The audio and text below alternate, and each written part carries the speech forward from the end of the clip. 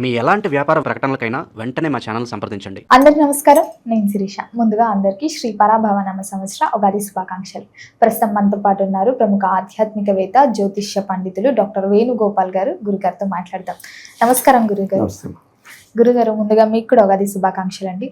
గురుగారు, విశేషంగా మరి ఈ ఉగాది నుంచి చూసుకుంటే ద్వాదశి రాశిలో అయిన కన్యా రాశి వారికి ఈ సంవత్సరం ఎలా ఉంటుందంటారు? ఎలాంటి జాగ్రత్తలు తీసుకోవచ్చు అంటారు? ఆర్థిక పరంగా, ఆరోగ్య పరంగా చూసుకుంటే ఈ నవగ్రహాల ప్రభావం ఈ సంవత్సరం ఈ రాశిపై ఎలా ఉంటుందంటారు? మీ అందరికీ కూడా ఈ నూతన తెలుగు సంవత్సరం పరాభవనామ సంవత్సరం ఉగాది పండుగ శుభాకాంక్షలమ్మ. కన్యారాశి వారికి సంవత్సరం చాలా బాగుందని చెప్పుకోవచ్చు. కన్యారాశి గురించి మనం మాట్లాడుకునేటప్పుడు ఈ ఉత్తర పలుగుని నక్షత్రం 2, 3, 4 3 పదాల వారు, అలాగే హస్త నక్షత్రం 1, 2, 3, 4 పదాల వారు, చిత్తా నక్షత్రం 1, 2, 2 పదాల వారు, ఈ 9 నక్షత్ర పదాల వారు కన్యారాశి వారు. ఈ కన్యారాశి వారికి పరాభవనామ సంవత్సరంలో ఆదాయం 8, వ్యయం 11, అలాగే గౌరవం 3, అవమానం 3. అవి సమానంగా కనిపిస్తుంది వల్ల కష్టము వారికి ఆ ఫలితం అంతా కూడా ఈక్వల్గా ఉంది. ఆదాయం మాత్రమే కొంచెం తక్కువ ఉంది, వ్యయం కాస్త ఎక్కువ ఉంది. కానీ భయపడాల్సిన పని లేదు, మంచి పనులు చాలా పనులు చేస్తారని మనం భావించాలి. ఈ సింహరాశి వారికి ఇప్పుడు దశమ భావంలో గురువు సంచరిస్తున్నాడు. దశమ భావంలో గురువు ఉండడం మంచి ఫలితాలను ఇస్తాడు. అంటే 100% కాదు, కానీ ఒక 50% గురుబలం వారికి ఉంటుంది. ప్రధానంగా కన్యారాశి వారికి చతుర్థ భావంలో చతుర్థాధిపతి మరియు సప్తమాధిపతి గురువు. చతుర్థం అన్నటువంటి ధనుస్సు రాశి, సప్తం అన్నటువంటిది మీనరాశి. అంటే కుటుంబ సౌఖ్యాన్ని కొంత పొందగలుగుతారు వారు. అలాగే జీవిత భాగస్వామి సహకారం బాగుంటుంది, జన సంబంధాలు పెరుగుతాయి, విద్యార్థులకు మంచి ఫలితాలు వస్తాయి, ఉన్నత చదువులకు వెళ్తారు, వారు చేసే పనికి గుర్తింపు లభిస్తుంది. పని భారం మాత్రం ఎక్కువ ఉంటుంది. అంటే చెప్పినటువంటి సమయం కంటే ఎక్కువ పని చేయాల్సి ఉంటుంది, ఎక్కువ కార్యక్రమాలంతా కూడా నిర్వహించాల్సి ఉంటుంది. దానికి తగిన ఫలితాన్ని వీళ్ళు పొందగలుగుతారు. జూన్ 2 తర్వాత ఆయన కర్కాటక రాశిలోనికి వెళ్తాడు గురువు. అది కన్యారాశి వారికి 11వ భావం అయింది. మరింతగా మంచి ఫలితాలు రావడానికి అవకాశం ఉంటుంది. ఈ సంవత్సరం జూన్ 2 వరకు 50% గురుబలం ఉంది. జూన్ 2 తర్వాత 100% గురుబలం ఉంది. ఈ రకంగా కన్యారాశి వారికి కుటుంబంలో ఏదైనా శుభ కార్యక్రమాలు నిర్వహించాలి అనుకుంటే నిర్వహించుకోవచ్చు. అంటే పిల్లలకి వివాహాది కార్యక్రమాలు కానీ, తమ పిల్లలకు కానీ, మనమల్లు మనవరాలకు కానీ, లేకపోతే గృహ నిర్మాణం కానీ, గృహప్రవేశం కానీ, నూతన భూములు కొనుగోలు చేయడం కానీ, నూతన వాహనాలు కొనుగోలు చేయడం, ఇవన్నీ కూడా చక్కగా చేసుకోవచ్చు. అలాగే జీవిత భాగస్వామికి సంబంధించినటువంటి ఏదైనా రావాల్సిన ఆదాయం ఉంటే అది వస్తుంటుంది. వ్యాపార భాగస్వాముల నుంచి సహకారం ఉంటుంది, జనాల నుంచి సహకారం ఉంటుంది. ఈ రకంగా కన్యారాశి వారికి గురువు 100% శుభఫలితాలను అందిస్తున్నాడు. కాకపోతే గురువుకి ఈ కన్యారాశి వారికి పాపం సప్తమంలో శని ఎవరంటే పంచమ షష్టాధిపతి. వీరి ఆలోచనలు సక్రంగా ఉండవు. శని కదా, శని భగవానుడు 7వ ఇంట్లో ఉంటే ఆయన పంచమాధిపతి కాబట్టి ఆలోచనలు సక్రంగా లేకపోతే ఇంకా కార్యక్రమం మొత్తం పాడైపోతుంది. ఒక పని చేయాలంటే మనం సక్రంగా దానికి ఒక ప్రణాళిక సిద్ధం చేసుకోవాలి, ఒక మంచి ఆలోచనతో ముందుకెళ్ళాలి. ఈ ఆలోచనే ముందు మూలమే బాగలేకపోతే ఇంకా అది ఎక్కడి నుంచి వాళ్ళు మంచి ఫలితాలను పొందగలుగుతారు? అటువంటి ఇబ్బందులు వీరికి సక్రంగా ఆలోచించే విధానం కనపడదు.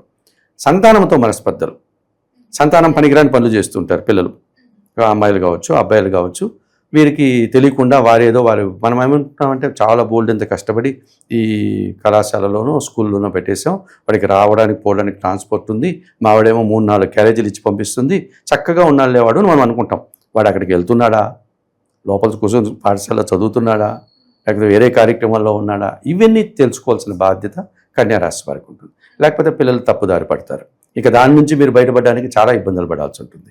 వాళ్ళకి కౌన్సిలింగ్లు ఇవ్వాలి, వాళ్ళ తప్పులు సరిదిద్దాలి, సమాజంలో మానసిక వేదన, మనం వారి మీద పెట్టినటువంటి ఆ సమయము, డబ్బు అన్నీ వృధా అయ్యేటువంటి పరిస్థితి.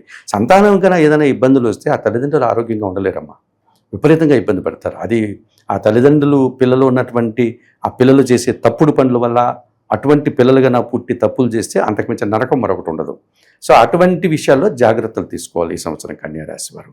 ఇక పోటీ ప్రపంచంలో కాస్త వెనకడుగు, అనుకున్నంత పోటీని, కాంపిటేటివ్ స్పిరిట్ని ఇవ్వలేరు కన్యారాశి వారు. మాటలు మాట్లాడతారు చక్కగా, కానీ చేతుల దగ్గరకు వచ్చేలాగా భయపడతారు. అది ఎంతసేపు అని నేను చేసేస్తాను అంటారు, తీరాపోతే పని చేయలేరు. నేను అనుకోలేదండి ఇంత కష్టంగా ఉంటుందని, ఇంత శ్రమ అని ఇవన్నీ మనం వింటూ ఉంటాం. ఇలాంటి మాటలంతా కూడా వారి యొక్క అంచనాలు తారుమారై కాస్త వెనకడుగు, పోటీలో పడేటువంటి పరిస్థితి. ఇక మాటికి జీవిత భాగస్వామితో గొడవలు పడుతూ ఉంటారు. ఆడవాళ్ళైనా మగవాళ్ళైనా మనస్పర్ధలు, అనుమానాలు. శని భగవానుడే కొంచెం అనుమానం, అందువల్ల కొంచెం అనుమానాలు పడుతూ ఉంటారు. ఇటువంటి సమస్యలన్నీ వారికి ఎక్కువ అవుతాయి. ఈ సంవత్సరం శని భగవానుడు ఈ సంవత్సరం అంతా పూర్తిగా ప్రతికూలంగా ఉన్నాడని చెప్పుకోవచ్చు కన్యారాశి వారికి. గురువు బాగున్నాడు. ఇక వారికి రాహు 6వ ఇంట్లో ఉన్నాడు. అయితే కన్యారాశి వారికి రాహు 6వ ఇంట్లో ఉండడం మంచి ఫలితాలను ఇస్తాడు, కాదంటం లేదు.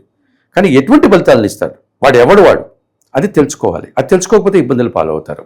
సహజంగా ఈ కన్యారాశి వారిది కొంచెం వ్యాపార దృక్పథం. మనం ఎప్పుడు కూడా మిథున రాశి గురించి కన్యారాశి గురించి మాట్లాడుకునేటప్పుడు ఈ 2 రాశులకి అధిపతి బుధుడు.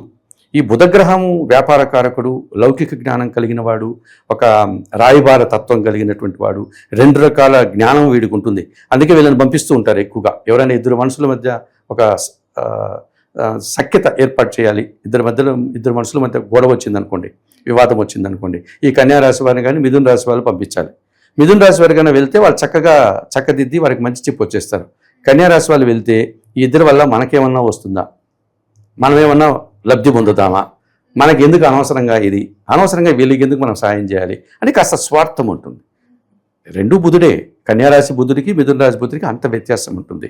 ఈ కన్యారాశి వారికి ఉన్నటువంటి ఈ స్వార్థపు బుద్ధి వల్ల ఆ రాహువు అనుకూలంగా ఉన్నాడు కాబట్టి డబ్బు వస్తే చాలు, అది ఎటువంటి పనైనా పర్లేదు అని దిగజారిపోతారు.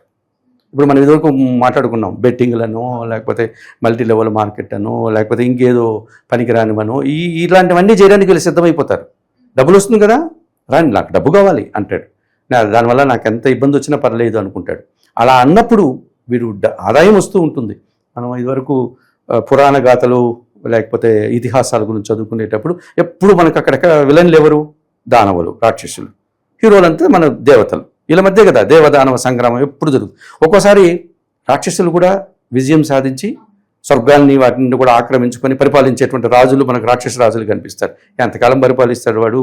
మళ్ళీ ఎవరో మన విష్ణువో మన శివుడో ఎవరో ఒకరు మనకున్న త్రిమూర్తులు దేవతల్లో ఒకరు రూపం దాల్చి మనం చంపేస్తారు.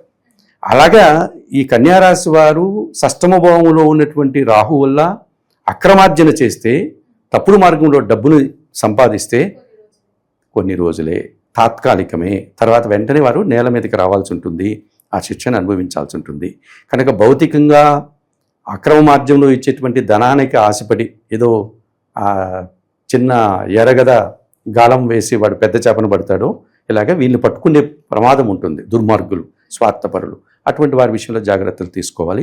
అందుకే వీరికి 6వ ఇంట్లో రాహు ఉన్నాడు కాబట్టి 12వ ఇంట్లో కేతు ఉన్నాడు. ఈ 12వ కేతు ఎవడు? ఈయన వేదాంతి, ఒక రకమైనటువంటి వైరాగ్య భావం కలిగిన వాడు. అంటే అన్ని నిజాలు మాట్లాడేవాడు ఈ కేతు.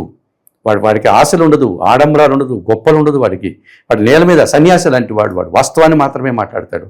ఈ కేతు వాడు హెచ్చరిస్తూ ఉంటాడు, నువ్వు తప్పు చేస్తున్నావు, నువ్వు ఎక్కడో చోట ఇరుక్కుంటావు, సమస్యలు పాలవుతావు, లేకపోతే జైలుకి వెళ్తావు, లేక పోలీసులు చిక్కుతావు, సమాజంలో ఉన్న పరువు పోగొట్టుకుంటావు, ఇప్పుడు నేను అందరూ పొగిడే వాళ్ళందరూ నిన్ను రేపు పొద్దున్నే తిడతారు. ఈ హెచ్చరిక ఆయన చేస్తూనే ఉంటాడు. అందువల్ల నిరంతరము కేతువు హెచ్చరిస్తూనే ఉంటాడు. 12వ ఇంట్లో కేతువు ఉంటే నిరాశ, అశాంతి, వాస్తవం, నిష్ఠూరం మాట్లాడుతూ ఉంటాడు. కానీ వీళ్ళు వినరు కన్యారాశి వారు, ఆ వాస్తవాన్ని వినరు. కన్యారాశి వాళ్ళే కాదు, మానవ సహజం కదా అది. మంచి మాట ఎవరు వినరు కదా. వాడు వెళ్ళి ఆ చేతులు కాల్చుకుంటే తప్ప వాడికి జ్ఞానోదయం కాదు. సో ఆ గుణం ఎక్కువ ఉంటుంది ఈ సంవత్సరం కన్యారాశి వారికి. భౌతికంగా రాహువు బాగున్నాడు, అలాగే గురువు బాగున్నారు వారికి.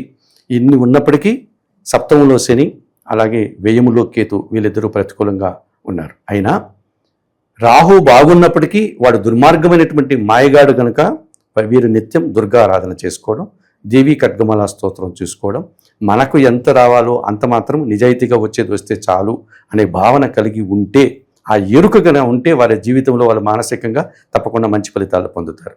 అలాగే నిత్యం గణపతి ఆరాధన. మనకి ఈ గణేశ స్వామికి కూడా సంబంధించిన ఆలయాలు చాలా ఉన్నాయమ్మా, పెద్ద పెద్ద ఆలయాలు. ఆ తిరుపతి పట్టణం సమీపంలోని కాణిపాకం వరసిద్ధ వినాయక స్వామి అని ఒక స్వామి ఉన్నారు, ఆయన స్వయంభూ అక్కడ. అటువంటి స్వామిని దర్శించడం, అంత దూరం వెళ్ళలేకపోతే మీరు ఇంట్లోనే ఒక చిన్న గణపతి స్వామిని పెట్టుకొని నిత్యం గణపతి ఆరాధన చేసుకోవడం. ఈ రకంగా చేస్తే ఈ వ్యయంలో ఉన్నటువంటి కేతు దోషం నుంచి బయటపడతారు.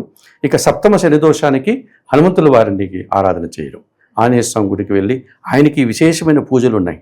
చిన్న చిన్న ఆలయాల్లో కూడా చేస్తుంటారు, తమలపాకులతో పూజ చేస్తారు. ఆయనకి చాలా ఇష్టం ఆంజనేయ స్వామికి. వడమాల పూజ వాళ్ళే చేసి నైవేద్య వడమాల వేసి చేస్తుంటారు. సింధూరం అంటే ఇష్టం ఆయనకి, ఆ సింధూర పూజ చేస్తారు. ఈ 3 పూజల్లో ఏదో ఒక పూజ అప్పుడప్పుడు చేసుకుంటూ ఈ సుందరకాండ పారాయణం చేయడం, గోవులకు కానీ వయోవృద్ధులకు కానీ మీ చేతులారా ఆహార పానీయాలు అందించడం, ఇవి కనుక కన్యారాశి వారు చేస్తే ఈ సంవత్సరం మరింతగా మంచి ఫలితాలు పొందగలుగుతారు. గురుగారు మొత్తం ఇదే సంవత్సరంలో కన్యా రాశి వారికి ఎలా ఉంది, ఎలాంటి జాగ్రత్తలు తీసుకోవాలో తెలియజేసినందుకు